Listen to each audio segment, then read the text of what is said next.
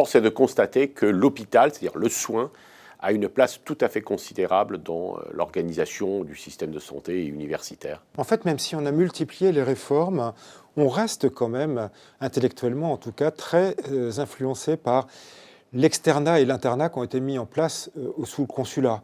Externe, interne, on continue à parler de ces personnes. Ça n'existe plus, au moins depuis 2004. On a en fait, en France, ça peut s'expliquer, on essaye de l'expliquer, une vue à court terme.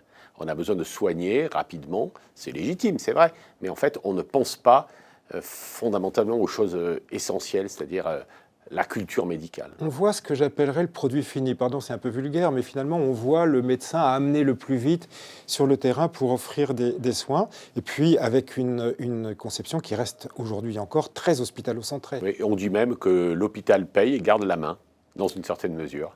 C'est vrai, les concours, les examens les plus importants sont à la main du ministère de la Santé, beaucoup plus que dans celle du ministère de l'Enseignement supérieur et de la Recherche. Voilà, et nous pensons, c'est quand même le fil conducteur de notre affaire, de notre écriture, qu'il faut renverser cette logique. C'est indispensable pour progresser et redonner une dynamique.